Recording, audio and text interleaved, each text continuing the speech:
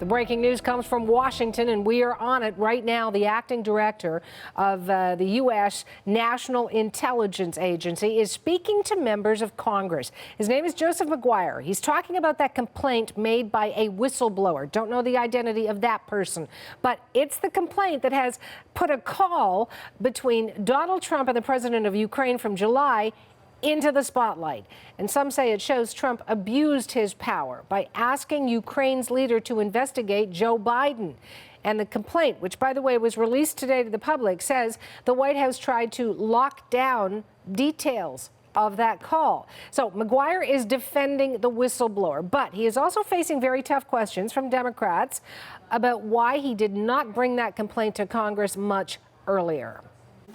I appreciate that in the past, whistleblower complaints may have been provided to Congress regardless of whether they were deemed credible or satisfied the urgent concern requirement. However, I am not familiar with any prior instances where a whistleblower complaint touched on such complicated and sensitive issues, including executive privilege. I believe that this matter is unprecedented. I also believe that I handle this matter in full compliance with the law at all times, and I am committed to doing so, sir.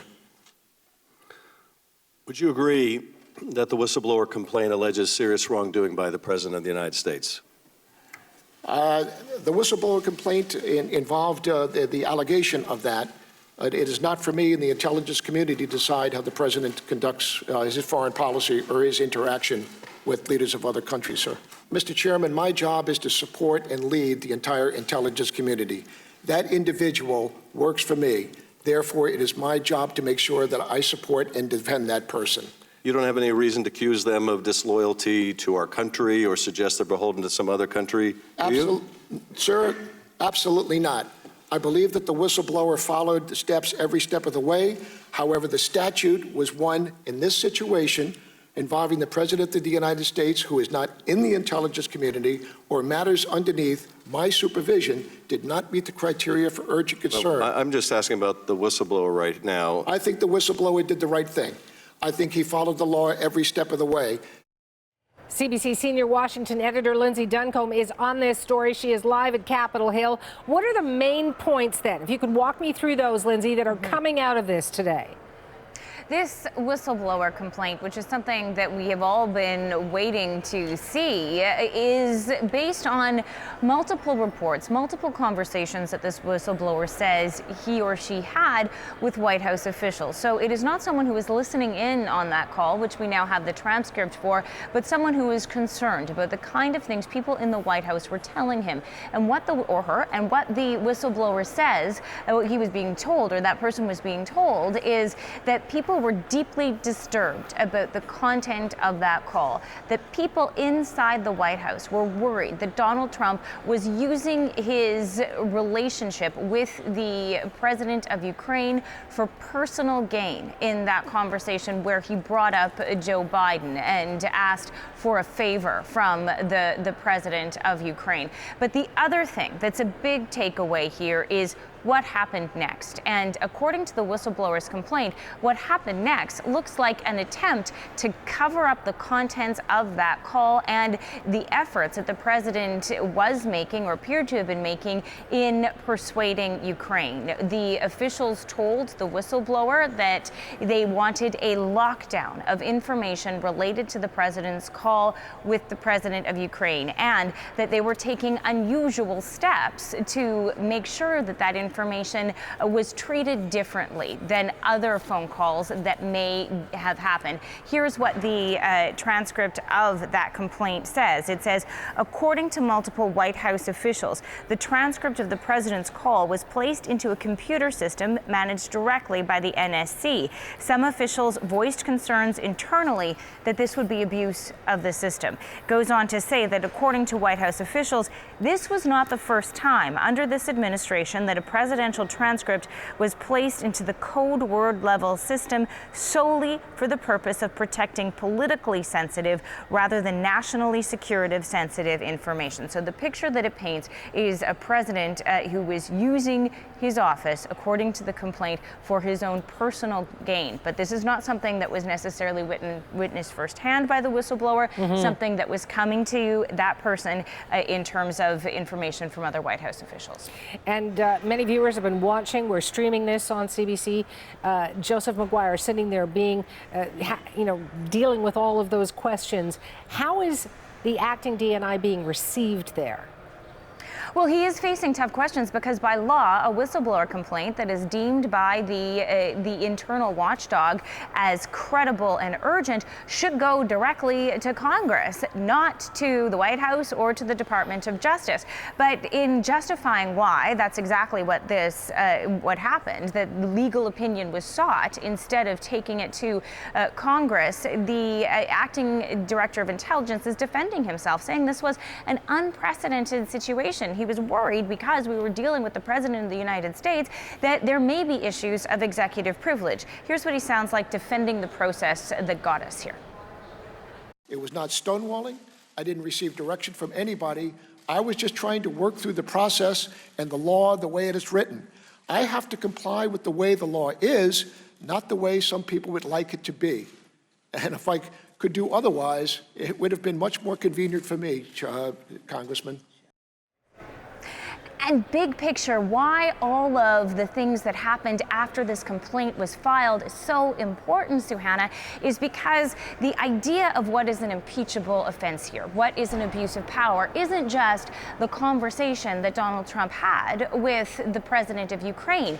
It is also how the White House, how these officials handled that information and accusations that officials were acting to protect the president. As you watch this unfold, and it's still going on, what's the reaction so far from the committee, Lindsay? Like so much in this city, in this country, how you view how this is playing out depends on who you believe and what your political allegiances are. As this hearing has unfolded, we have seen very different versions of events in terms of Adam Schiff, who's the chair of the committee, talking about why this is impeachable, and then the president's strongest defenders in Devin Nunes talking about how this is all just a charade, which has been put up by the Democrats, who Republicans believe have been out to end Donald Trump's presidency since the moment it began. Here's the contrast in those two opinions. It does represent a real betrayal. There's nothing the president says here that is in America's interest, after all. It is instead the most consequential form of tragedy, for it forces us to confront the remedy the founders provided for such a flagrant abuse of office: impeachment. This operation began with media reports from the prime instigators of the Russia collusion hoax, that a whistleblower is claiming President Trump made nefarious promise to a foreign leader. The released transcript of that call has already debunked that central assertion. And how is the person at the center of all of this reacting? Donald Trump has been tweeting about the situation today. He is back from New York and the United Nations. Earlier, Suhana, he tweeted that this is the greatest scam in the history of American politics. I know you're watching for further reaction and more from the White House as well. Thank you, Lindsay. CBC's Lindsay Duncombe in Washington. The whistleblower complaint, by the way, has only been public a short time, but already, as you can imagine, there's lots of reaction. Natasha Fatah is following that. What are you seeing? So, Hannah, as you just heard Lindsay reference, there have been a number of tweets coming out, including from the president directly, who is at the center of the story. So let's bring up one of his tweets that came out moments after the report went public. He says the Democrats are trying to destroy the Republican Party and all that it stands for. He says, stick together, play their game, and fight hard, Republicans. Our country is at stake.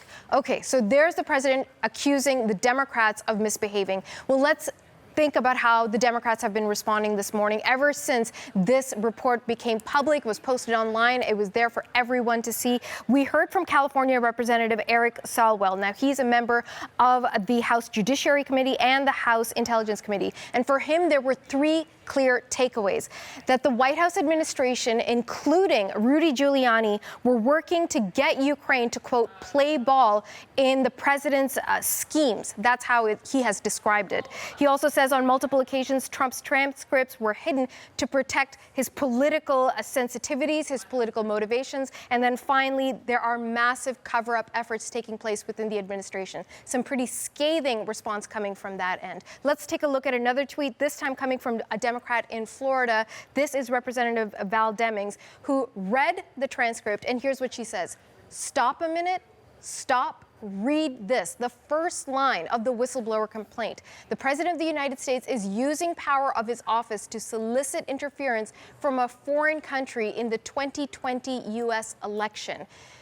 It does not get more plain spoken than that. And of course, this was the concern for the 2016 election. That was then candidate Trump trying to get a foreign country involved in steering the way that election would turn out. In the end, the Mueller report found that he did not necessarily get involved in all of that. But nevertheless, the accusations have still been out there. Let's take a look at one more Democrat's response. This from Sheldon Whitehouse, U.S. Senator from Rhode Island, who says, sounds like a mob transcript. We're very good to you, you not so much to us, so I need a favor. I need you to work with my guys to go after Biden, so work with my guys who will call. Does it get more obvious? You can see there the Democrats are really quite frustrated, quite upset with what is coming out today. And what are you seeing from the Republicans? Well, we saw lots from the Republicans last night, but oddly enough, not too much reaction today.